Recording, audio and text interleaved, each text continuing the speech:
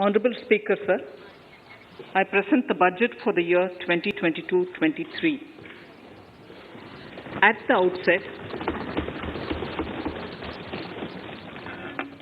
outset, sir, I want to take a moment to express my empathy for those who had to bear adverse health and economic effects of the pandemic. The overall sharp rebound and recovery of the economy is reflective of our country's strong resilience. India's economic growth in the current year is estimated to be 9.2%, highest among all large economies. I recognize we are in the midst of an Omicron wave with high incidence but milder symptoms. Further, the speed and coverage of our vaccination campaign has helped greatly. With an accelerated improvement of health infrastructure in the past 2 years, we are in a strong position to withstand challenges. I am confident that with Sabka Prayas, we will continue our journey with strong growth. Honourable Speaker, we are marking Azadi Ka Amrit Mahotsav and have entered into Amrit Kaal, the 25-year-long lead-up to India at 100.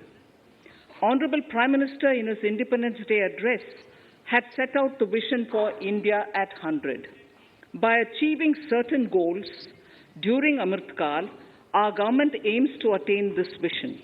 They are complementing the macroeconomic level growth focus with a microeconomic level all-inclusive welfare focus, promoting digital economy and fintech, technology-enabled development, energy transition, and climate action, and relying on virtuous cycles starting from private investment with public capital investment, helping to crowd in private investment.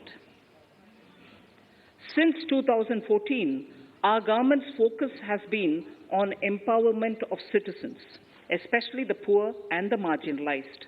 Measures have included programs that have provided housing, electricity, cooking gas, and access to water. We also have programs for ensuring financial inclusion and direct benefit transfers. We are committed to strengthening the abilities of the poor to tap all opportunities. Our government constantly strives to provide the necessary ecosystem for the middle classes, a vast and wide section which is populated across various middle-income brackets, to make use of the opportunities they so desire.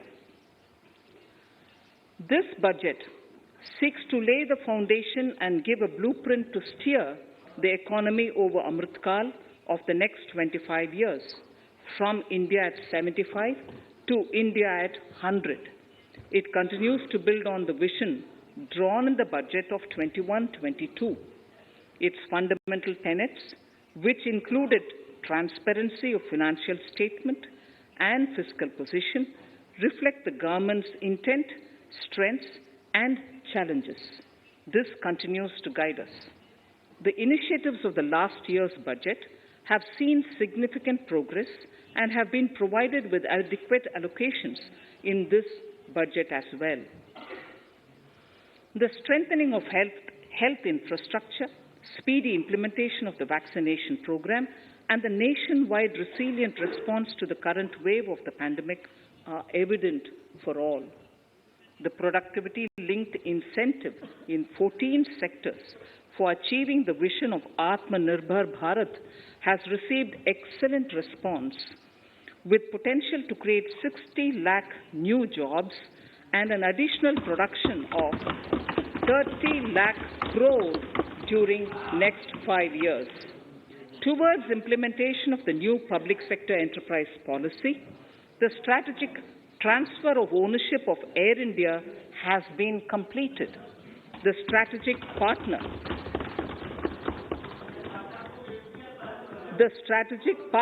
for Neelachal Ispat Nigam Limited has been selected. The public issue of the LIC is expected shortly. Others too are in the process for 2022-23. Please The no. National Bank आपको for पर्याप्त मौका, पर्याप्त अवसर मिलेगा। बेटे बेटे टिप्पणी मत कीजिए। the National Bank for Infrastructure Development and National Asset Reconstruction Company have commenced their activities. Honorable Speaker, sir, Budget 2021-22 had provided a sharp increase in provision for public investment or capital expenditure. Throughout the year, with the Honorable Prime Minister guiding the implementation, our economic recovery is continuing to benefit from the multiplier effect.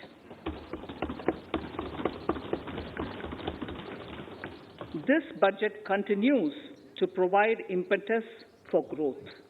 It lays a parallel track of 1. A blueprint for the Amrit Kaal, which is futuristic and inclusive. This will directly benefit our youth, women, farmers, the scheduled castes, and the scheduled tribes. And number 2, big private-public investment. Number 2, big public investment for modern infrastructure, readying for India at 100. This shall be guided by PM Gati Shakti and be benefited by the synergy of multimodal approach. Moving forward on this parallel track, we lay the following 4 priorities: PM Gati Shakti, inclusive development, productivity enhancement and investment, sunrise opportunities, energy transition, and climate action, and 4, financing of investments.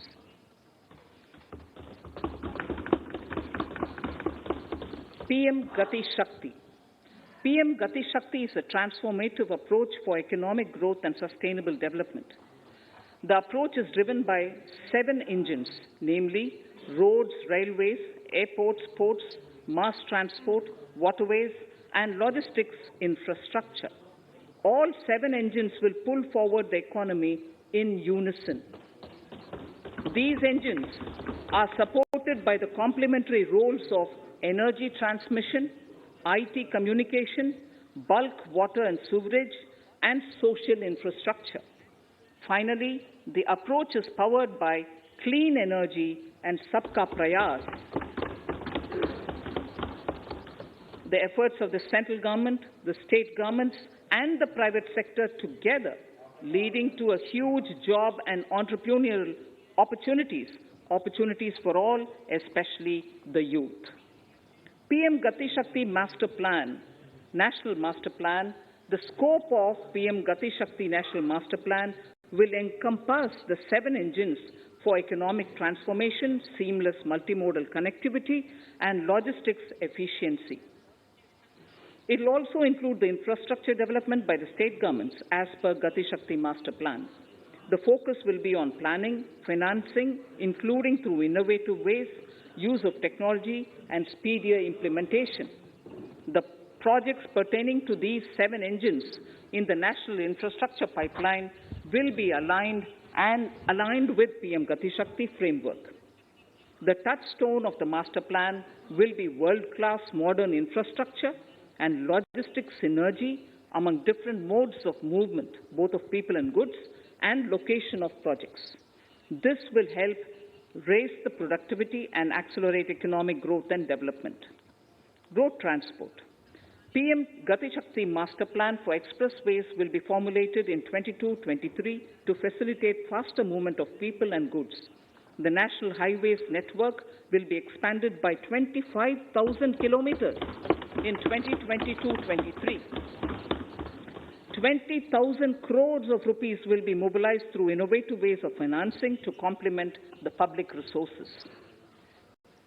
The data exchange among all mode operators will be brought on unified logistics interface platform, designed for application programming interface.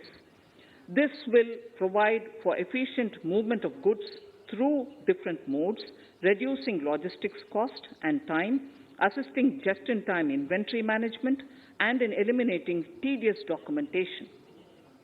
Most importantly, this will provide real-time information to all stakeholders and improve international competitiveness, open source mobility stack for organizing seamless travel of passengers will also be facilitated. Contracts for implementation of multimodal logistic parks at 4 locations through PPP mode will be awarded in 22-23. Railways will develop new products and efficient logistic services for small farmers and small and medium enterprises, besides taking the lead in integration of postal and railways network to provide seamless solutions for movement of parcels. One station, one product concept will be popularized to help local businesses and supply chains. As a part of Atmanirbhar Bharat, 2,000 kilometers of network will be brought under Kavach, the indigenous world-class technology for safety and capacity augmentation in 2022-23. 400 new generation Vande Bharat trains will better energy efficiency and passenger riding experience will be developed and manufactured during the next 3 years. 100 PM Gati Shakti cargo terminals for multimodal logistics facilities will be developed during the next 3 years. Innovative ways of financing and faster implementation will be encouraged for building metro systems of appropriate type at scale.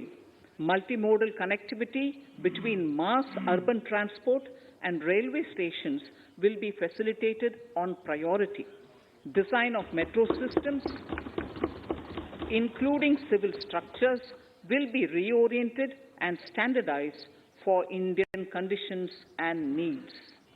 Parvat Mala, as a preferred ecologically sustainable alternative to conventional roads in difficult hilly areas, National Ropeways Development Program will be taken up on PPP mode.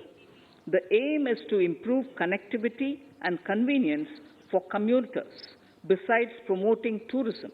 This may also cover congested urban areas where conventional mass transit system is not feasible. Contracts for 8 such ropeway projects for a length of 60 kilometers will be awarded in 22-23.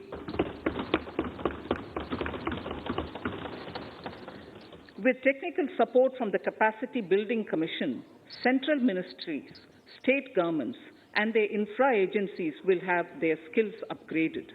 This will ramp up capacity in planning, design, financing, including innovative ways, and implementation management of the PM Gati Shakti infrastructure projects. Inclusive development, our second priority. Agriculture.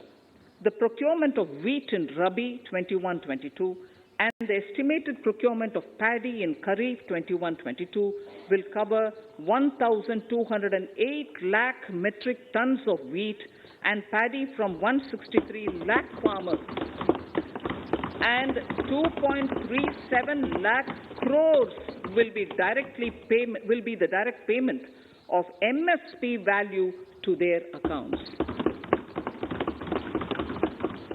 Chemical-free natural farming will be promoted throughout the country with a focus on farmers' lands in 5-kilometer wide corridors along the river Ganga at the first stage.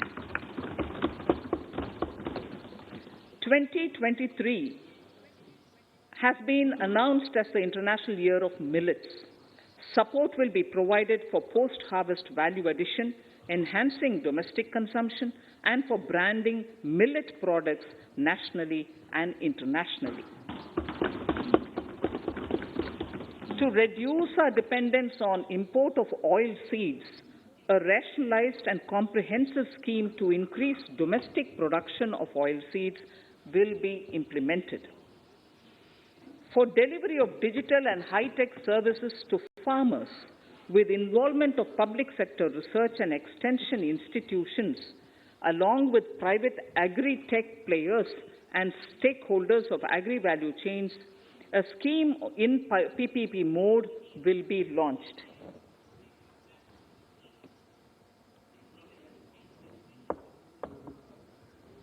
Use of Kisan drones will be promoted for crop assessment, digitization of land records, spraying of insecticides and nutrients.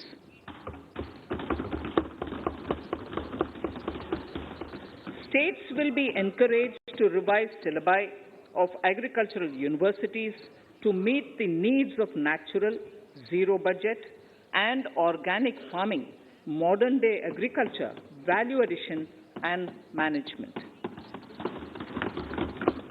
A fund with blended capital raised under the co-investment model will be facilitated through the NABARD. This is to finance startups for agriculture and rural enterprise relevant for farm produce value chain. The activities of these startups will include inter alia, support for FPOs, machinery for farmers on rental basis at farm level, and technology including IT-based support. The implementation of the Ken-Betwa link project at an estimated cost of 44,605 crores will be taken up. This is aimed at providing irrigation benefits to 9.0 lakh hectare of farmers' lands, drinking water supply to 62 lakh people, 103 megawatt of hydro, 27 megawatt of solar power, allocations of 4,300 crores of rupees in the RE 21-22 and 1,400 crores of rupees in 22-23 have been made for this project.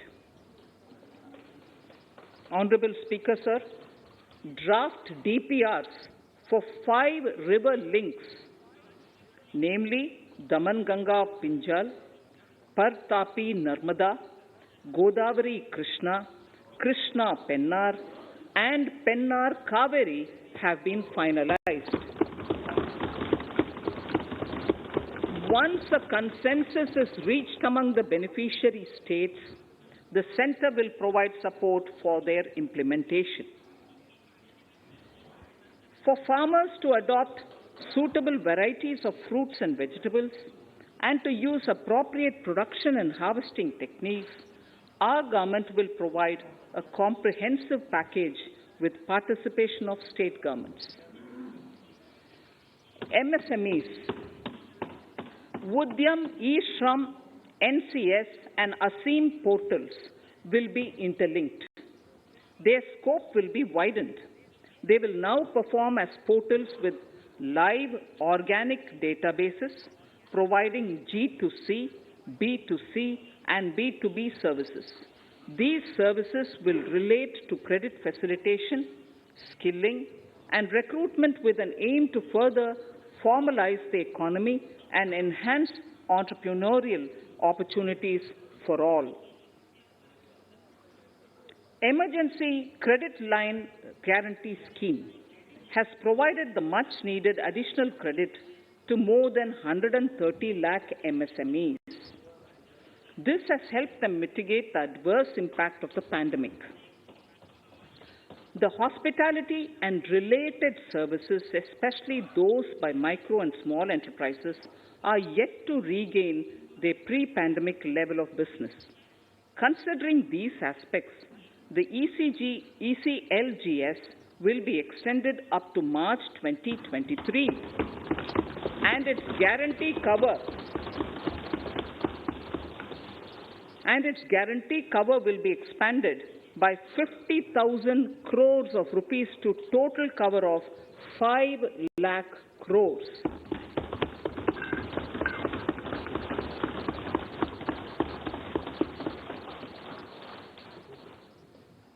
With the additional amount being earmarked exclusively for the hospitality and related sectors. Credit Guarantee Trust for Micro and Small Enterprises, CGT-MSE, scheme will be revamped with required infusion of funds. This will facilitate additional credit of 2 lakh crore for micro and small enterprises and expand employment opportunities.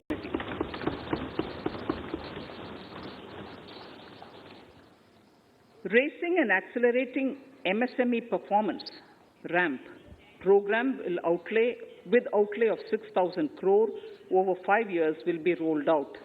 This will help MSME sector become more resilient, competitive, and efficient.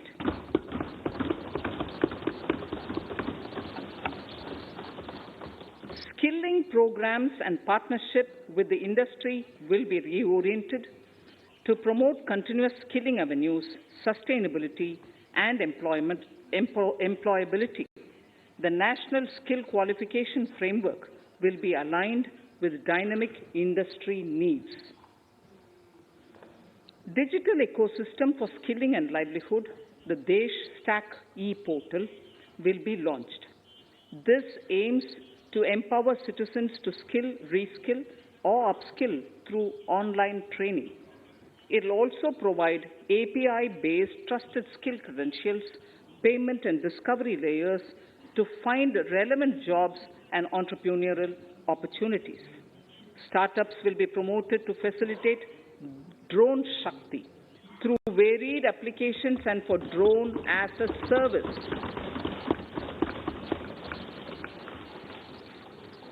In select ITIs in all states, the required courses for skilling will be started. Due to the pandemic-induced closure of schools, our children, particularly in the rural areas and those from scheduled castes and scheduled tribes and other weaker sections, have lost almost 2 years of formal education. Mostly, these are children in government schools. We recognize the need to impart supplementary teaching and to build a resilient mechanism for education delivery. For this purpose, One Class, One TV channel program of PM E-Vidya will be expanded from 12 to 200 TV channels. This will enable all states to provide supplementary education in regional languages for classes 1 to 12.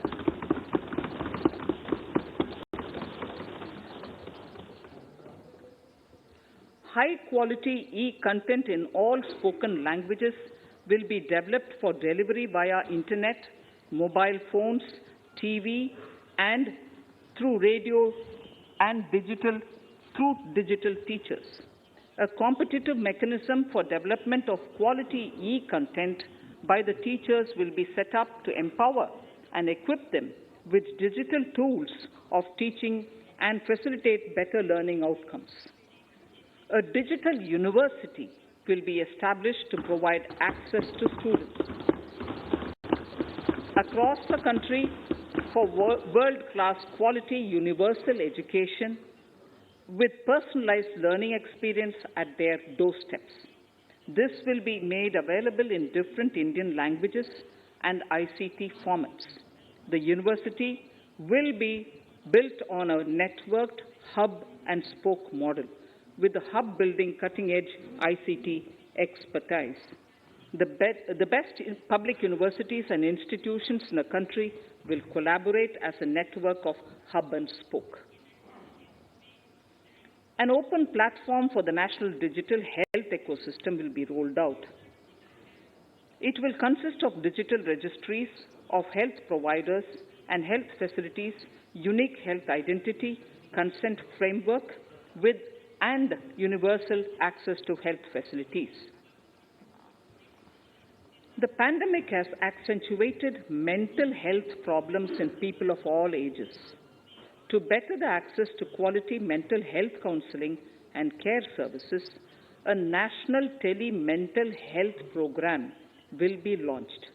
This will include a network of 23 Tele mental health centers of excellence, with NIMHANS being the nodal center and International Institute of Information Technology, Bangalore, IIIT Bangalore, providing technology support. Recognizing the importance of Nari Shakti as a harbinger of our bright future and for women-led development, during the Amrit Kaal, our government has comprehensively revamped the schemes of the Ministry of Women and Child Development. Accordingly, 3 schemes, namely Mission Shakti, Mission Vatsalya, Saksham Anganwadi and Poshan 2.0 were launched recently to provide integrated benefits to women and children.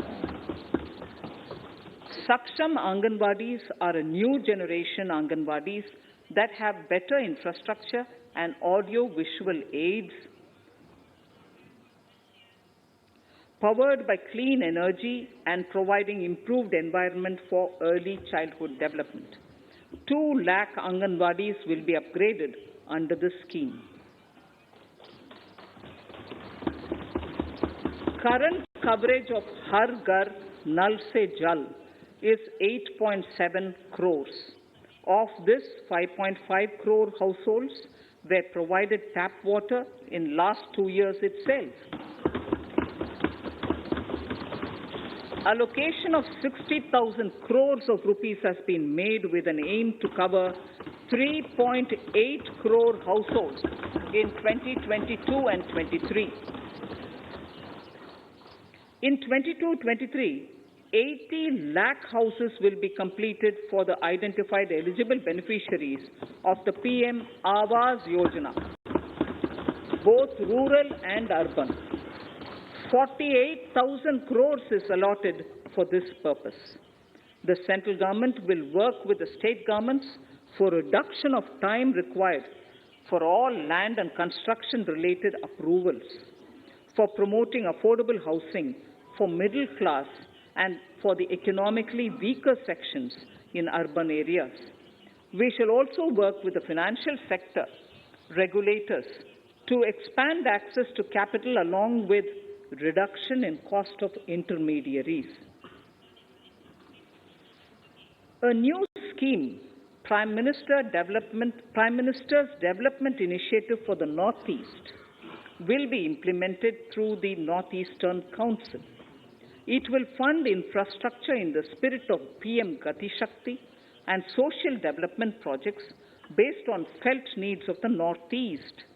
This will enable livelihood activities for youth and women, filling the gaps in various sectors. It will not be a substitute for existing central or state schemes. While the central ministries may also post their candidate projects, priority will be given to those posted by the states. An initial allocation of 1,500 crores of rupees will be made, and the initial list of projects is given in Annexure 1 of my speech. Our vision to improve the quality of life of citizens in the most backward districts of the country through Aspirational Districts program has been translated into reality in a very short span of time.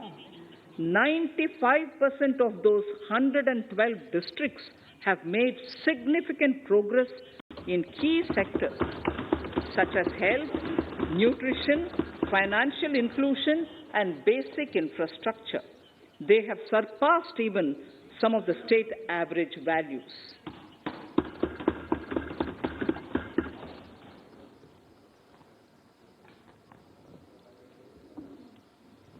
However, in those districts, some blocks continue to lag. In 22-23, the program will focus on such blocks in those districts. Border villages with sparse population, limited connectivity, and infrastructure often get left out from the development gains. Such villages on the northern border will be covered under a new Vibrant Villages program. The activities will include construction of village infrastructure, housing, tourist centers, road connectivity, provisioning of decentralized renewable energy, direct-to-home access for Doordarshan and educational channels, and support for their livelihood generation. Additional funding for these activities will be provided. Existing schemes will be converged. We will define their outcomes and monitor them on a constant basis. In 2022, 100% of 1.5 lakh post offices will come on the core banking system, enabling financial inclusion and access to accounts through net banking, mobile banking, ATMs, and also provide online transfer of funds between post office accounts and bank accounts. This will be helpful, especially for farmers and senior citizens in rural areas, enabling interoperability and financial inclusion. Honorable Speaker, sir, in recent years, digital banking, digital payments, and fintech innovations have grown at a rapid pace in the country. Government is continuously encouraging these sectors to ensure that the benefits of digital banking reach every nook and corner of the country in a consumer-friendly manner. Taking forward this agenda and to mark 75 years of our independence, it is proposed to set up 75 digital banking units in 75 districts of the country by scheduled commercial banks. The financial support for digital payment ecosystem announced in the previous budget will continue in 22-23 as well. This will encourage further adoption of digital payments. There will also be a focus to promote use of payment platforms that are economical and user-friendly. Sir, I move to the next priority. In recent years, over 25,000 compliances were reduced and nearly 1,500 union laws were repealed. This is the result of our government's strong commitment for minimum government and maximum governance. 1,486 union laws were repealed. Our trust in the public and ease of doing business is what is highlighted here, sir. For the Amrit Kaal, the next phase of ease of doing business 2.0 and ease of living will be launched. In our endeavor to improve productive efficiency of capital and human resources, we will follow the idea of trust-based governance. The new phase will be guided by an active involvement of the states, digitization of manual processes and interventions, integration of the central and state level systems through IT bridges, a single point access for all citizen-centric services, and standardization and removal of overlapping compliances. Crowdsourcing of suggestions and ground-level assessment of the impact with active involvement of citizens and businesses will be encouraged. A single window portal, Parivesh, for all green clearances was launched in 2018. It has been instrumental in reducing the time required for approvals significantly. The scope of this portal will be expanded to provide information to the applicants based on location of units. Information about specific approvals will be provided. It will enable application for all 4 approvals through a single form and tracking of the process through Centralized Processing Center Green, CPC Green. E-passports. The issuance of e-passports using embedded chip and futuristic technology will be rolled out in 22-23 to enhance the convenience for the citizens in their overseas travel. By the time of India at 100, nearly half our population is likely to be living in urban areas. To prepare for this, orderly urban development is of critical importance. This will help realize the country's economic potential, including livelihood opportunities for the demographic dividend. For this, on the one hand, we need to nurture the megacities and their hinterlands to become current centers of economic growth. On the other, we need to facilitate Tier 2 and Tier 3 cities to take on the mantle in the future. This would require us to reimagine our cities into centers of sustainable living with opportunities for all, including women and our youth.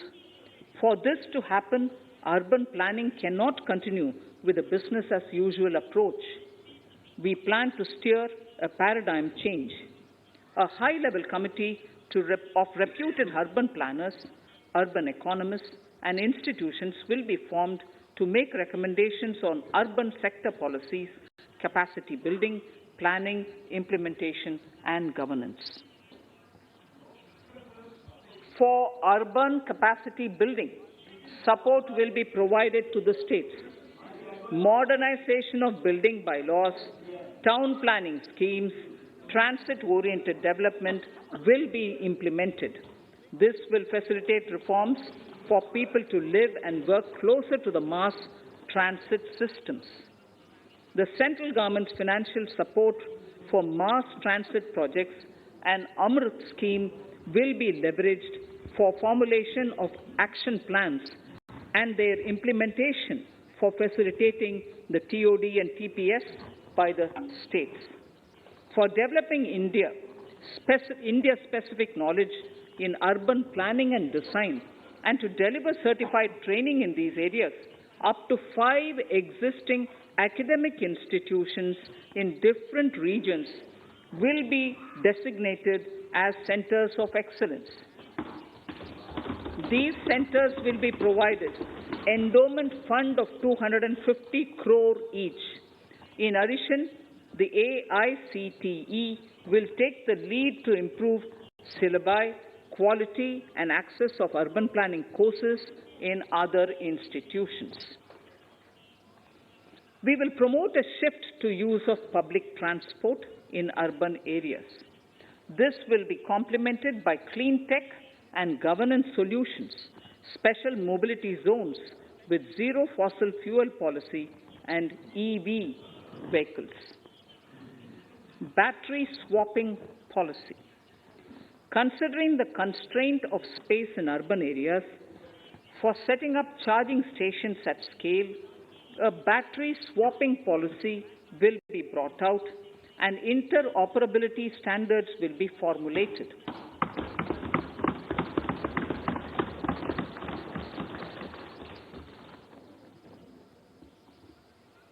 The private sector will be encouraged to develop sustainable and innovative business models for battery or energy as a service.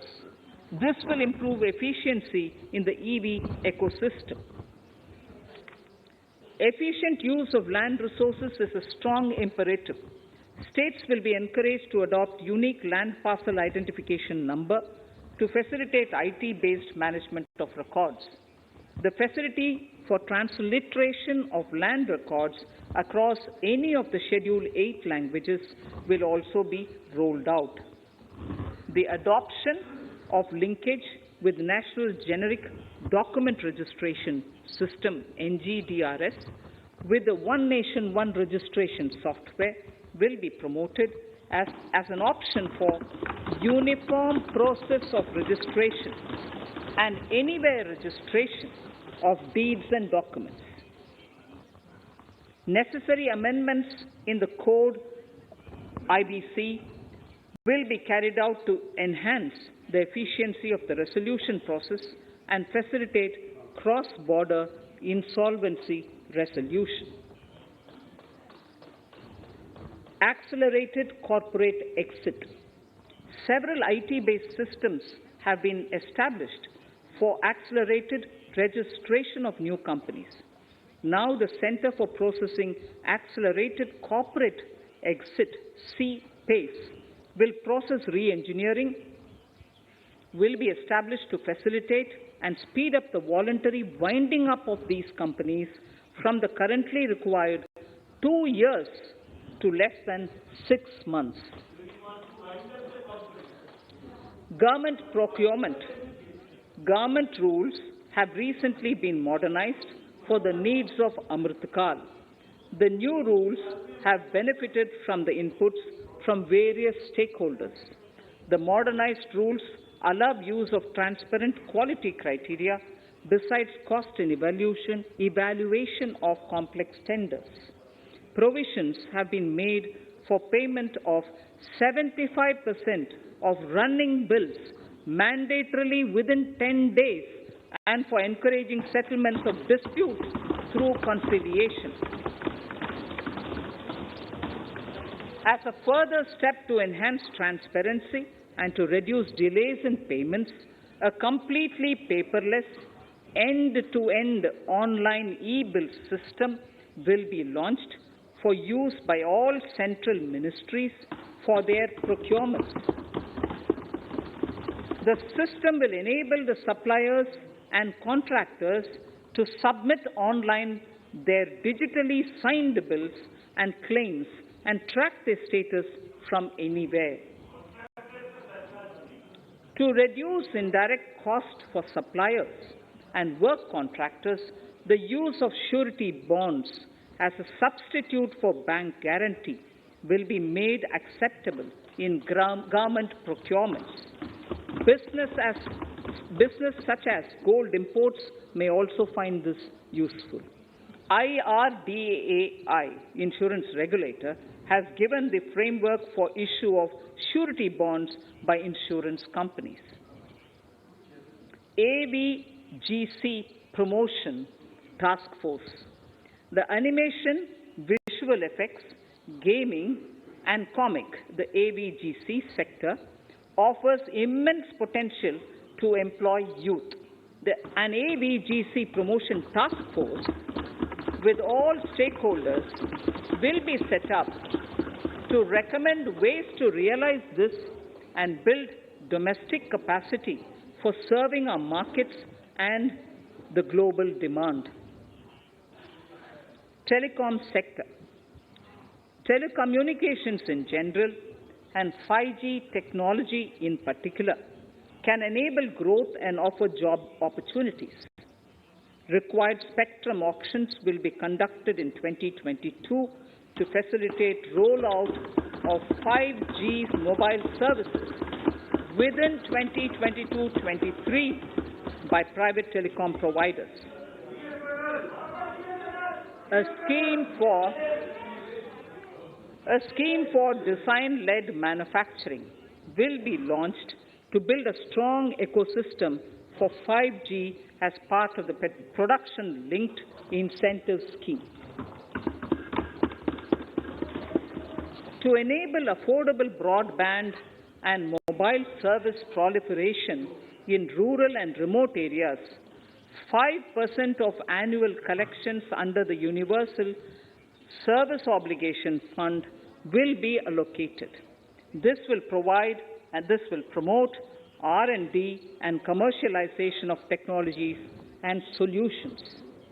Our vision is that all villages and their residents should have the same access to e-services, communication facilities, and digital resources as urban areas and their residents. The contracts for laying optical fiber in all villages, including remote areas, will be awarded under the BharatNet project through PPP in 22 and 23. Completion is expected in 2025. Measures will be taken to enable better and more efficient use of the optical fiber. Export promotion.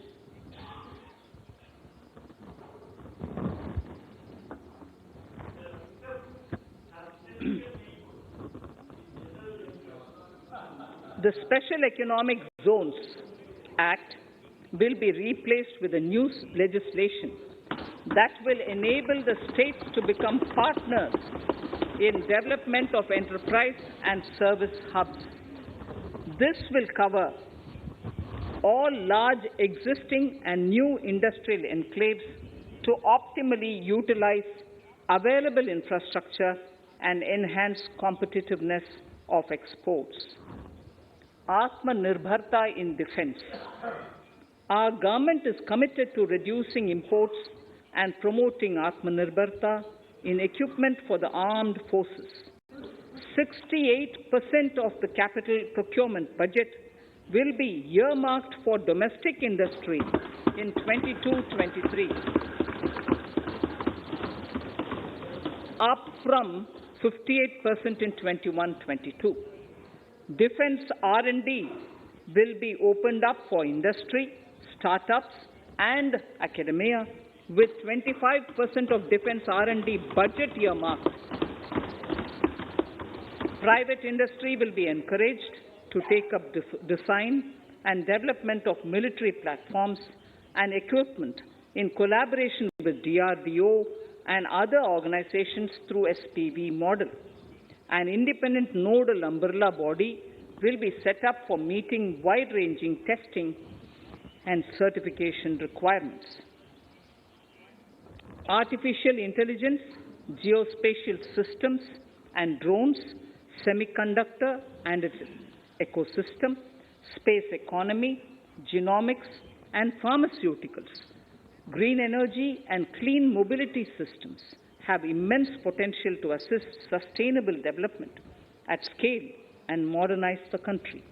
They provide employment opportunities for our youth and make Indian industry more efficient and competitive.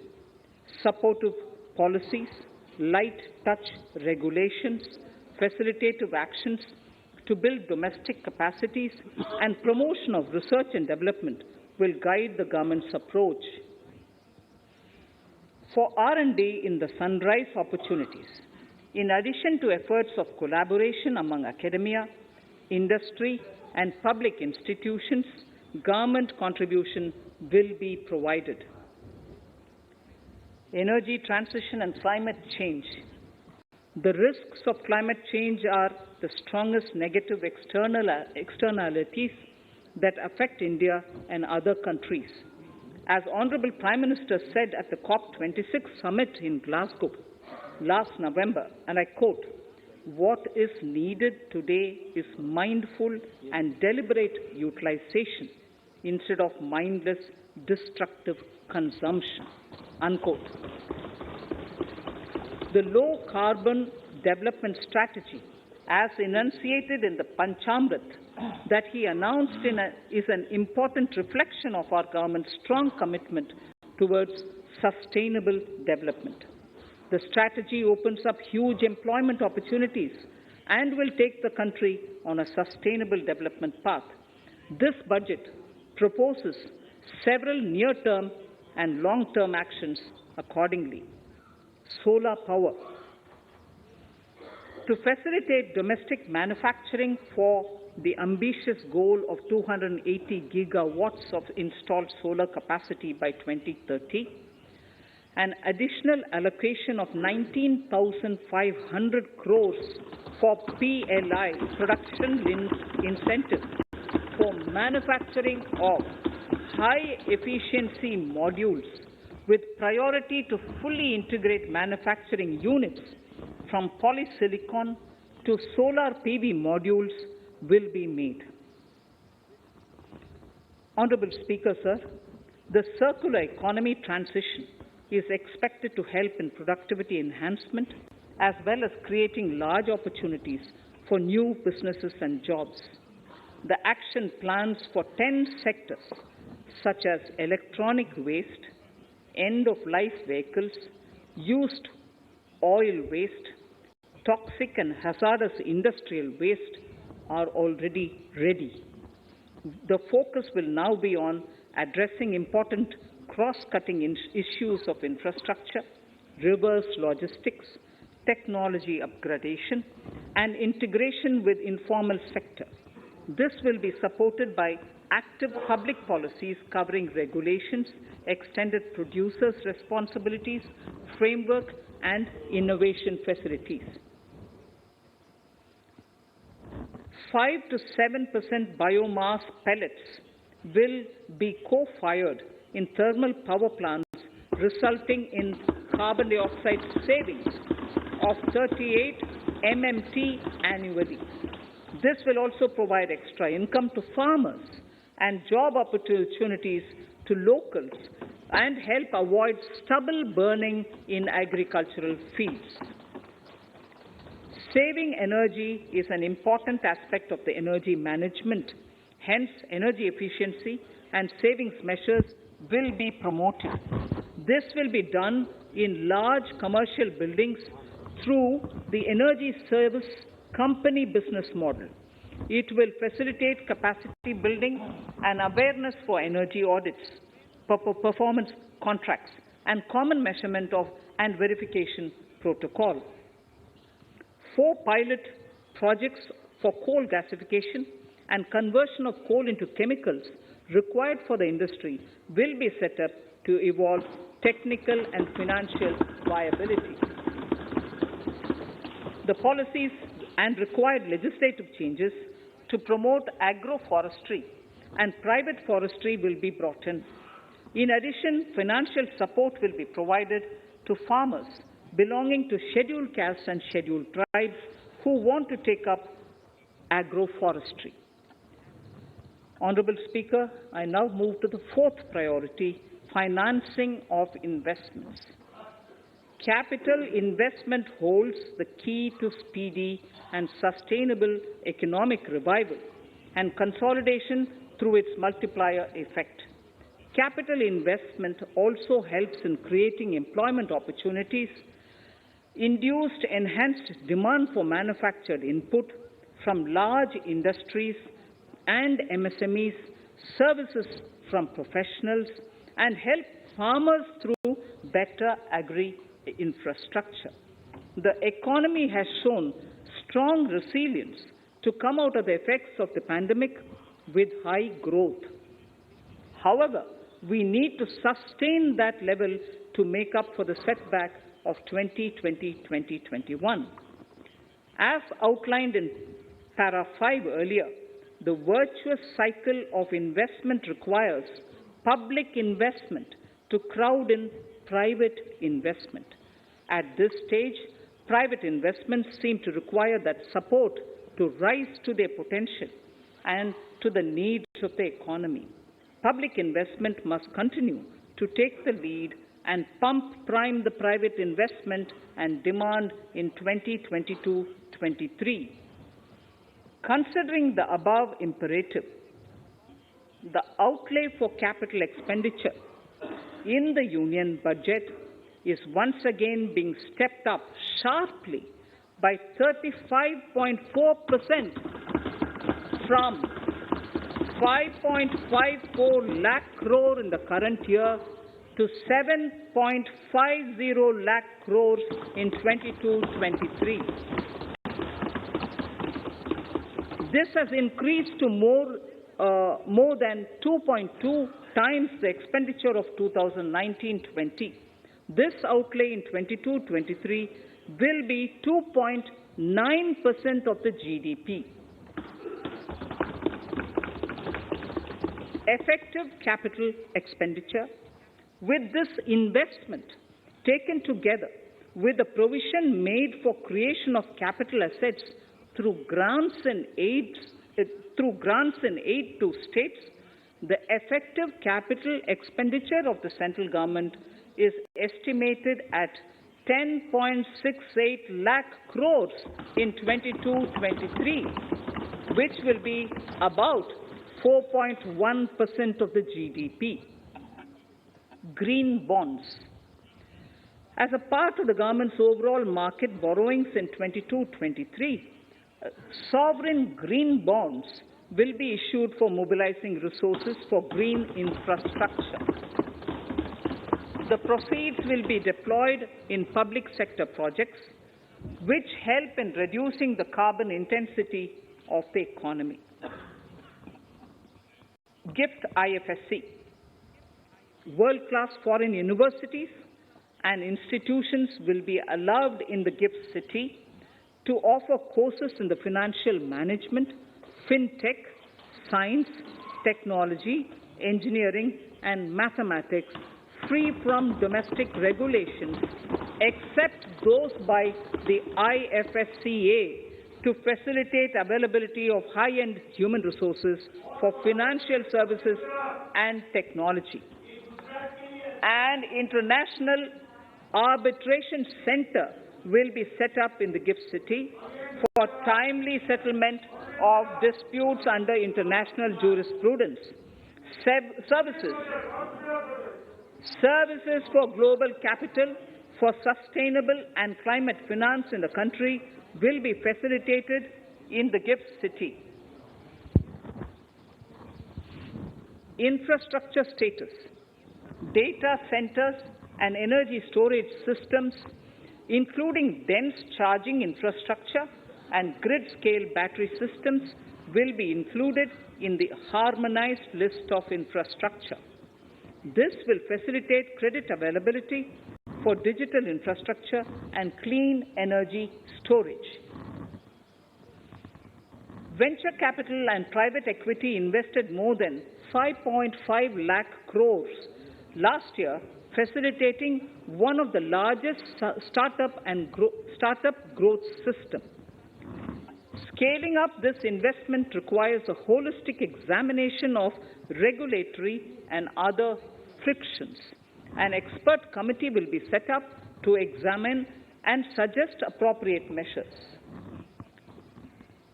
Government-backed funds, NIIF and SIDBI, Fund of Funds, have provided scale capital, creating a multiplier effect. For encouraging important sunrise sectors such as climate action, deep tech, digital economy, pharma, and agri-tech, the government will promote these thematic funds for blended finance, with the government share being limited to 20% and the funds being managed by private fund managers. For financing the infrastructure needs, the stepping up of public investment will need to be complemented by private capital at a significant scale. Measures will be taken to enhance financial viability of projects, including PPP, with technical and knowledge assistance from multilateral agencies. Enhancing financial viability shall also be obtained by adopting global best practices, innovative ways of financing, and balanced risk allocation. Digital rupee.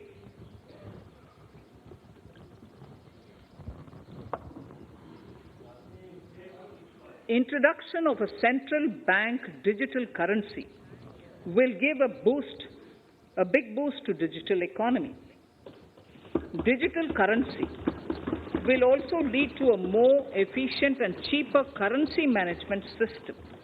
It is therefore proposed to introduce digital rupee using blockchain and other technologies to be issued by the Reserve Bank of India starting 2022 and 23. Financial assistance to states for capital investment.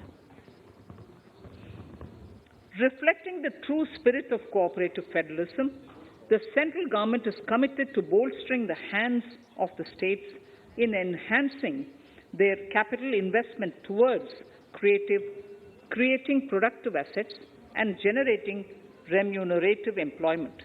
The scheme for financial assistance to states for capital investment has been extremely well received by the states. In deference to the requests received during my meeting with the chief ministers and state finance ministers, the outlay for this scheme is being enhanced from 10,000 crores in the budget estimates to 15,000 crores in the revised estimates for the current year.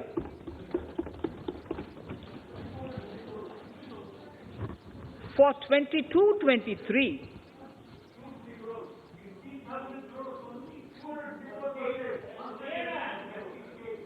I'll repeat that sentence for the benefit of many of our honourable members.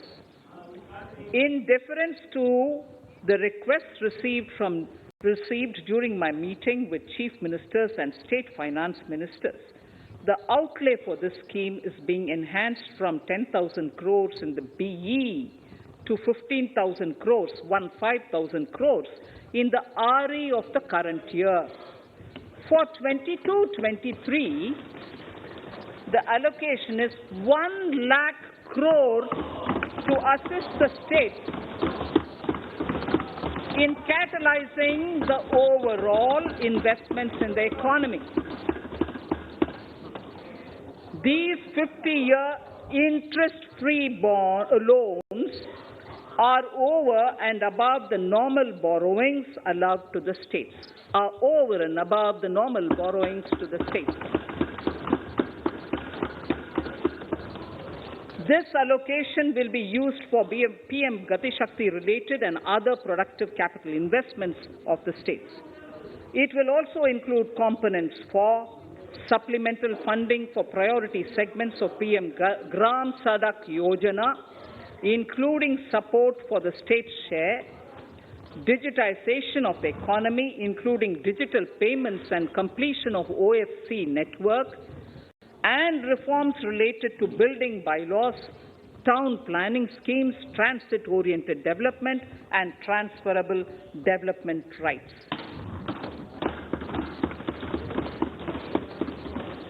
In 22-23, in accordance with the recommendations of the 15th Finance Commission, the states will be allowed a fiscal deficit of 4% of the GSDP, of which 0.5% will be tied to power sector reforms, for which the conditions have already been communicated in 21-22. Fiscal management. As against a total expenditure of 34.83 lakh crores of rupees projected in the BE 21-22, the revised estimate is 37.70 lakh crores. The revised estimate of capital expenditure is 6.3 lakh crores of rupees. This includes an amount of 51,971 crores towards settlement of outstanding guaranteed liabilities of Air India and its other sundry commitments. Coming to the budget estimates, Honourable Speaker, sir, the total expenditure in 22-23 is estimated at 39.45 lakh crores, while the total receipts other than borrowings are estimated at 22.84 lakh crores of rupees.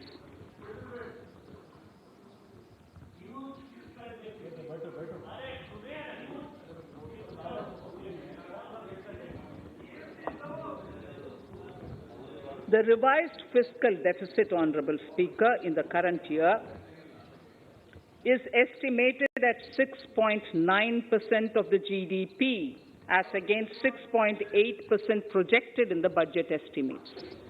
The fiscal deficit is in 22-23 is estimated at 6.4% of the GDP, which is consistent with the broad path of the fiscal consolidation announced by me last year to reach a fiscal deficit level below 4.5% by 25-26. While setting the fiscal deficit level in 22-23, I am conscious of the need to nurture growth through public investment to become stronger and sustainable. I will now move to Part B of my speech.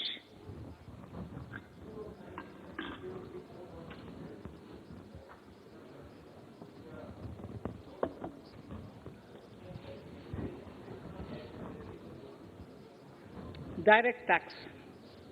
Honourable Speaker, sir, I take this opportunity to thank all the taxpayers of our country who have contributed immensely and strengthened the hands of the government in helping their fellow citizens in this hour of need. So I have brought in a little verse from the Mahabharata. I won't spend more time reading because I would like the speech to get enough time. However, the substance of it is the king must make arrangements for Yoga Kshema which is the welfare of the populace, by way of abandoning any laxity and by governing the state in line with Dharma, along with collecting taxes which are in consonance with Dharma. This is Mahabharata Shanti Parva Adhyaya, Shloka 11 from 72. Drawing wisdom from our ancient texts, we continue on the path to progress. The proposals in this budget, while continuing with our declared policy of stable and predictable tax regime, intend to bring more reforms that will take ahead our vision to establish a trustworthy tax regime. This will further simplify the tax system, promote voluntary compliance by taxpayers, and reduce litigation. Introducing new updated return. India is growing at an accelerated pace and people are undertaking multiple financial transactions. The Income Tax Department has established a robust framework of reporting of taxpayers' transactions. In this context, some taxpayers may realize that they have committed omissions or mistakes in correctly estimating their income for tax payment. To provide an opportunity to correct such errors, I am proposing a new provision permitting taxpayers to file an updated return on payment of additional tax. This updated return can be filed within 2 years from the end of the relevant assessment year.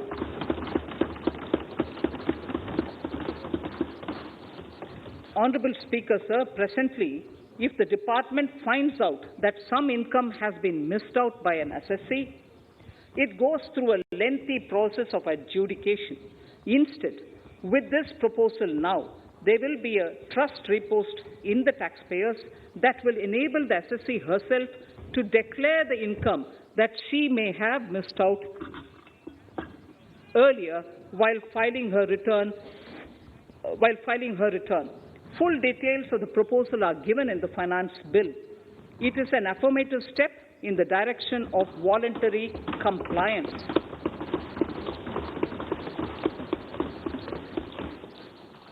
Reduced alternative minimum tax rate and surcharge for co-operatives.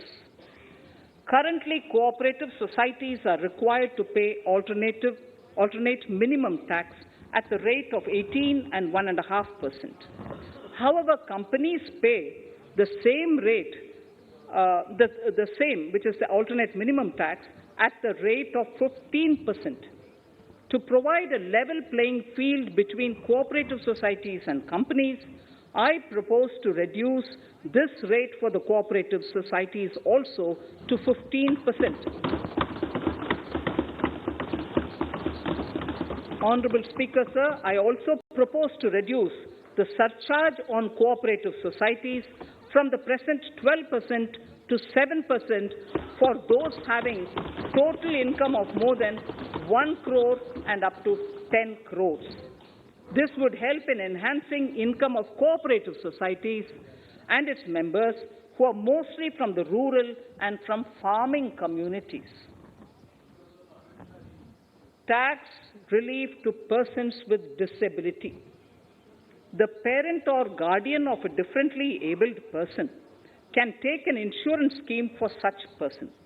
The present law provides for deduction to the parent or guardian only if the lump sum payment or annuity is available to the differently abled person on the death of the subscriber, that is the parent or the guardian. There could be situations where the differently abled dependent may need payment of annuity or lump sum amount even during the lifetime of their parent or guardian. I propose thus to allow the payment of annuity and lump sum amount to the differently abled dependent during the lifetime of the parent and guardians, that is, parent or guardians attaining the age of 60 years. Parity between employees of the state and central governments. At present, the central government contributes 14% of the salary of its employee to the National Pension System, NPS, Tier 1. This is allowed as a deduction in computing the income of the employee. However, such deduction is allowed only to the extent of 10% of the salary in case of employees of the state governments. To provide equal treatment to both central and state government employees, I propose to increase the tax deduction limit from 10% to 14% on employers' contribution to the MPS account of state government employees as well. This would help in enhancing the social security benefits of the state government employees and bring them at par with central government employees. Incentives for startups. Startups have emerged as drivers of growth for our economy. Over the past few years, the country has seen a manifold increase in successful startups. Eligible startups established before 31/3/2022 had been provided a tax incentive for 3 consecutive years out of the 10 years from incorporation. In view of the COVID pandemic, I propose to extend the period of incorporation of the eligible startup by 1 more year, that is, up to 31/3/2023, for providing such tax incentives.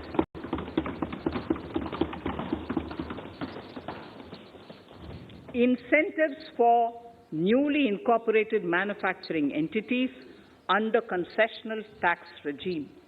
In an effort to establish a global competitive business environment for certain domestic companies, a concessional tax regime of 15% was introduced by our government for newly incorporated domestic manufacturing companies.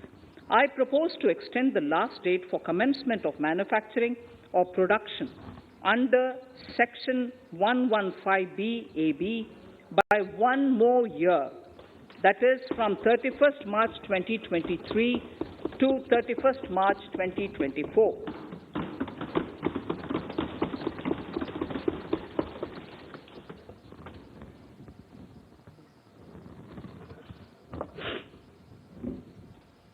Scheme for taxation of virtual digital assets.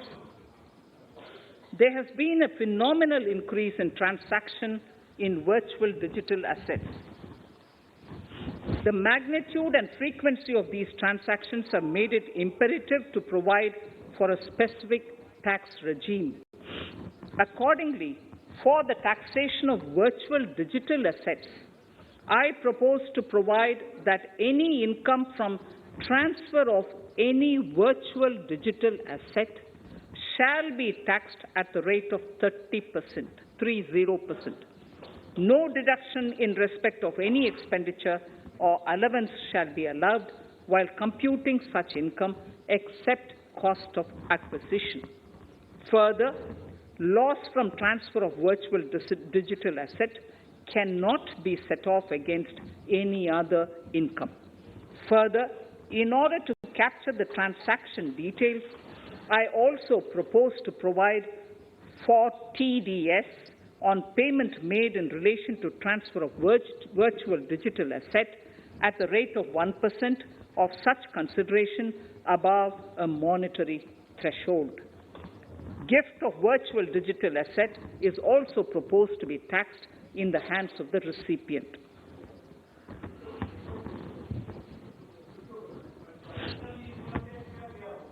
Litigation management to avoid repetitive appeals by the department. It has been observed that a lot of time and resources are consumed in filing of appeals which involve identical issues. Taking forward our policy of sound litigation management, I propose to provide that if a question of law in the case of an assessee is identical to a question of law which is pending in the appeal before a jurisdictional High Court or Supreme Court, in any case, the filing of further appeal in the case of this assessee by the department shall be deferred till such a question of law is decided by the jurisdictional High Court or the Supreme Court. This will greatly help in reducing the repeated litigation between taxpayer and the department. Taking forward our efforts to further promote the IFSC, I hereby propose to provide that income of a non-resident from offshore derivative instruments or over-the-counter derivatives issued by an offshore banking unit, income from royalty and interest on account of lease of ship, and income received from portfolio management services in IFSC shall be exempt from tax subject to specified conditions. Rationalization of surcharge.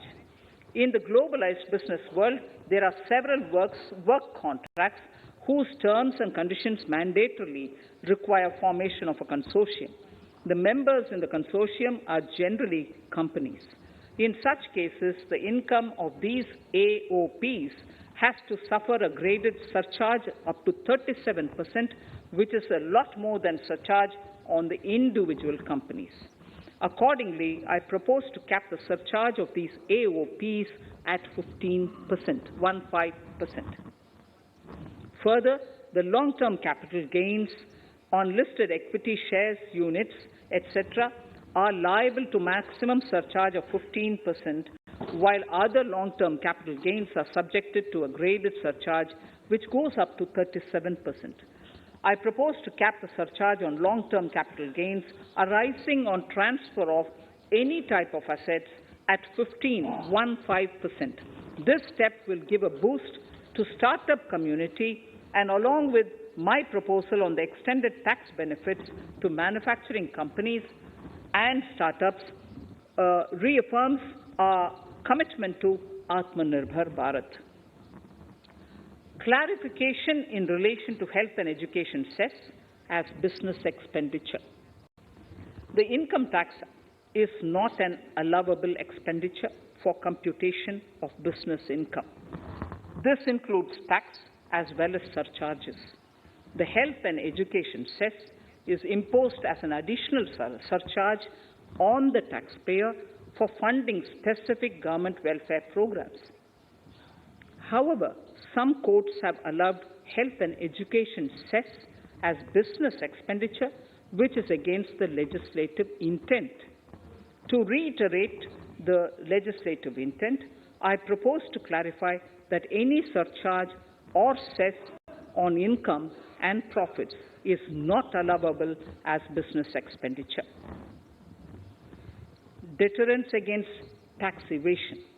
Honourable Speaker, sir, presently there is ambiguity regarding set-off of brought forward loss against undisclosed income detected in search operations. It has been observed that in many cases where undisclosed income or suppression of sales, etc., is detected, payment of tax is avoided by setting off of losses. In order to bring certainty and to increase deterrence among tax evaders, I propose to provide that no set-off of any loss shall be allowed against undisclosed income detected during search and survey operations.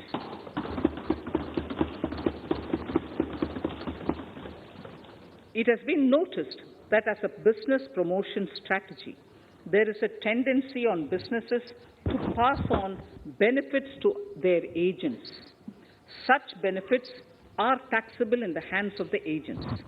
In order to track such transactions, I propose to provide for tax deduction by the person giving benefits if the aggregate value of such benefits exceeds 20,000 rupees during the financial year. A few other changes are being made, the details of which are there in the finance bill. Indirect taxes. So, remarkable progress in GST. GST has been a landmark reform of independent India, showcasing the spirit of cooperative federalism. While aspirations were high, there were huge challenges too. These challenges were overcome deftly and painstakingly under the guidance and the oversight of the GST Council. We can now take pride in a fully IT-driven and progressive GST regime that has fulfilled the cherished dream of India as one market, one tax. There are still some challenges remaining, and we aspire to meet them in the coming year. The right balance between facilitation and enforcement has engendered significantly better compliance, and enforcement has engendered better compliance. GST revenues are buoyant despite the pandemic. I would bring in something which I've got to know this morning, not part of my speech, but worth putting in here for the knowledge of the Honourable House. I would like to bring to the notice of this House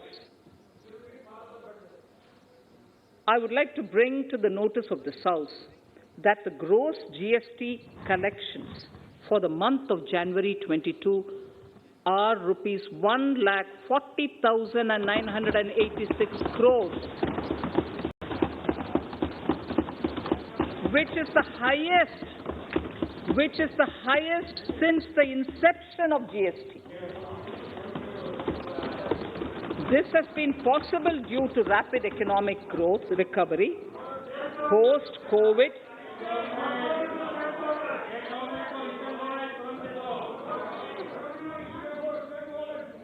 This has been possible due to the rapid economic recovery post-COVID, as well as various policy and administration undertaken by central and state tax administrations. Taxpayers deserve applause for this growth. Not only did they adapt to the changes, but enthusiastically contributed to the cost of paying taxes. Special economic zones. In part A of my speech, I have referred to the proposed reforms in SEZs. Alongside, we will also undertake reforms in customs administration of SEZs, and it shall henceforth be fully IT-driven and function on the Customs National Portal with a focus on higher facilitation and with only risk-based checks. This will ease doing business by SEZ units considerably. This reform shall be implemented by 30th September 2022. Customs reforms and duty rate changes. Customs administration has reinvented itself over the years through liberalized procedures and infusion of technology. Faceless customs has been fully established. During COVID-19 pandemic, customs formation have done exceptional frontline work against all odds, displaying agility and purpose. Customs reforms have played a very vital role in domestic capacity creation, providing level playing field to our MSMEs, easing the raw material supply side constraints, enhancing ease of doing business, and being an enabler to other policy initiatives such as PLI and phased manufacturing plans. My proposal on customs side are aligned to these objectives. Project imports and capital goods. National Capital Goods Policy 2016 aims at doubling the production of capital goods by 2025. This would create an employment opportunities and result in increased economic activity. However, several duty exemptions, even extending to over 3 decades, in some cases have been granted to capital goods for various sectors like power, fertilizer, textiles, leather footwear, food processing, and fertilizers. These exemptions have hindered the growth of the domestic capital goods sector. Similarly, project import duty concessions have also deprived the local producers of a level playing field in areas like coal mining projects, power generation, transmission or distribution projects, railway and metro projects. Our experience suggests that reasonable tariffs are conducive to the growth of domestic industry and make in India without significantly impacting the cost of essential imports. Accordingly, Honourable Speaker, sir, it is proposed to phase out the concessional rates in capital goods and project imports gradually and apply a moderate tariff of 7.5%. Certain exemptions for advanced machineries that are not manufactured within the country shall continue. A few exemptions are being introduced on inputs like specialized castings, ball screw, and linear motion guide to encourage domestic manufacturing of capital goods. In the last two budgets, we have rationalized several customs exemptions. We have once again carried out an extensive consultation, including by crowdsourcing. As a result of these consultations, more than 350 exemption entries are proposed to be gradually phased out. These include exemptions on certain agricultural produce,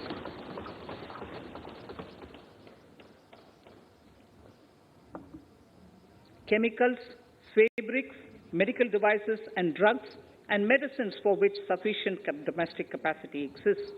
Further, as a simplification measure, several concessional rates are being incorporated in the customs tariff schedule itself instead of prescribing them through various notifications. This comprehensive review will simplify the customs rate and tariff structure, particularly for sectors like chemicals, textiles, and metals, and minimize disputes.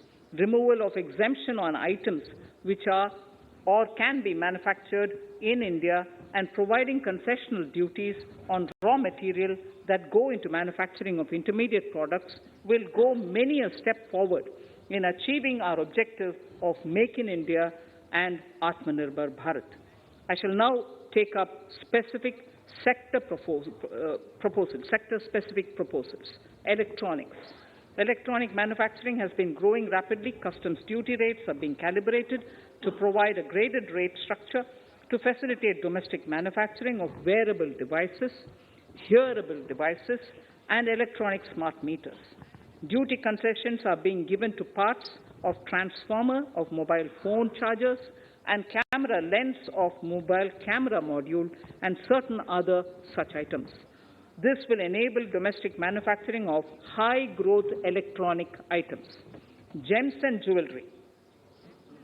To give a boost to the gems and jewelry sector, customs duty on cut and polished diamonds and gemstones is being reduced to 5%.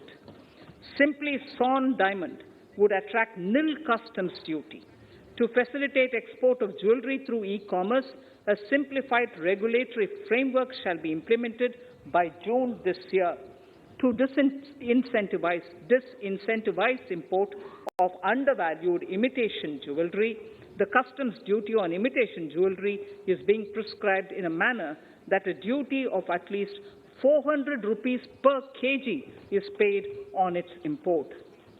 Chemicals.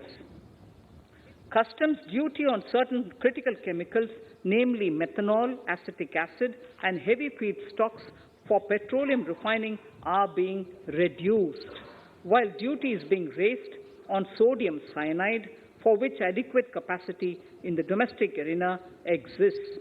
These changes will help in enhancing domestic value addition.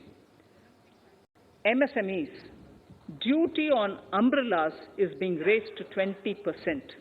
Exemption to parts of umbrellas is being withdrawn.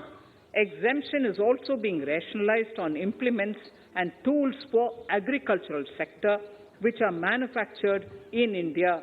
Customs duty exemption given to steel scrap last year is being extended for another year to provide relief to MSME secondary steel producers. Certain anti-dumping and CVD on stainless steel and coated steel flat products, bars of alloy steel and high-speed steel are being revoked in larger public interest considering prevailing high prices of metals. To incentivize exports, exemptions are being provided on items such as embellishment, trimmings, fasteners, buttons, zipper, lining material, specified leather, furniture fittings, and packaging boxes that may be needed by bona fide exporters of handicrafts, textiles, leather garments, leather footwear, and other goods. Honourable Speaker, sir, duty is being reduced on certain inputs required for shrimp aquaculture so as to promote its exports.